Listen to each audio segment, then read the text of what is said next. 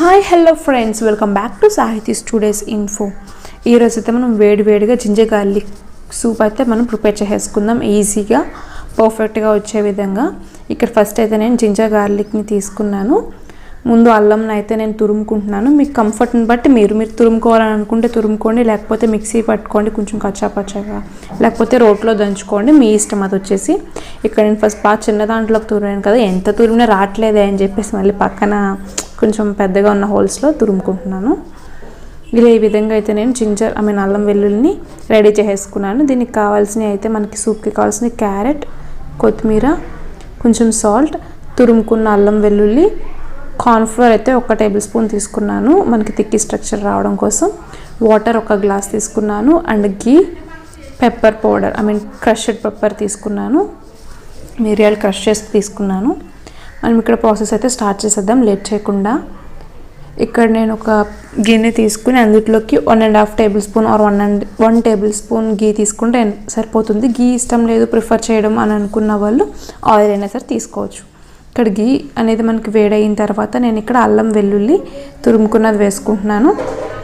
మనకి ఈ వింటర్ సీజన్లో కానీ రైనీ సీజన్లో కానీ సూప్స్ లాంటివి ఎక్కువ ప్రిఫర్ చేస్తూ ఉంటాం కదా.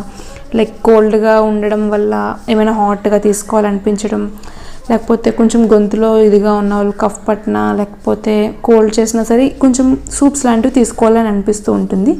నేను కూడా యాక్చువల్గా ఇప్పుడు నాకు తాగాలి అని అనిపించి నేను ఈ రెసిపీని అయితే ప్రిపేర్ చేస్తున్నాను. సర్లే వీడియో కూడా పెడదాము అని చెప్పేసి వీడియో షూట్ చేస్తున్నాను అంతే. తర్వాత ఇక్కడ నేను చిన్న క్యారెట్ అయితే తీసుకున్నాను, అవి కూడా ఫ్రై చేసుకున్నాను. క్యారెట్ అనేది ఆప్షనల్ అండి, అంటే లైక్ మీకు ఇష్టమైతే వేసుకోవచ్చు, లేదు స్కిప్ చేసుకుంటాం మాకేం కలర్ఫుల్గా అవసరం లేదని అనుకున్న వాళ్ళు హ్యాపీగా స్కిప్ చేసుకోవచ్చు.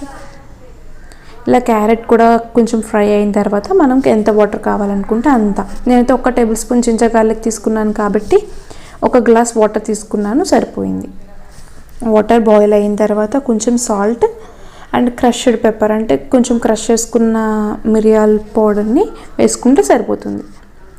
ఈ 2 వేసుకున్న తర్వాత ఇంకొంచెం అంటే బాగా మిక్స్ చేసుకుని ఒక 5 మినిట్స్ వరకు మనం బాయిల్ చేసుకోవాలి. అలా ఈ విధంగా 5 మినిట్స్ బాయిల్ అయిన తర్వాత కొత్తిమీర నేనైతే కొంచెం ఎక్కువ యాడ్ చేసుకున్నాను. కొంచెం చూడడానికి బాగుంటుంది, ఫ్లేవర్ కొంచెం ఎక్కువ ఘాటుగా కూడా ఉంటుంది అని చెప్పేసి నేను కొంచెం ఎక్కువ యాడ్ చేసుకున్నాను. మీకు తగ్గట్టు మీరు యాడ్ చేసుకోండి.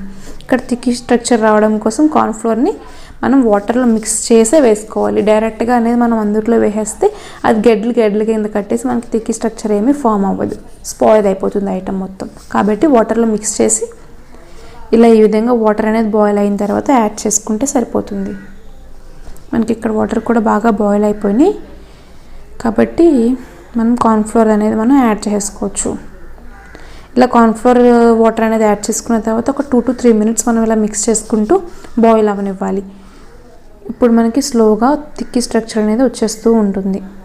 ఇమీడియట్గానే మనం ఫైండ్ అవుట్ చేయొచ్చు. మనకైతే రెసిపీ తయారైపోయింది. నేను ఇక్కడ సర్వింగ్లోకి తీసేసుకున్నాను, సర్వింగ్ బౌల్లోకి. తాగడానికి రెడీ అయిపోయాను నేనైతే.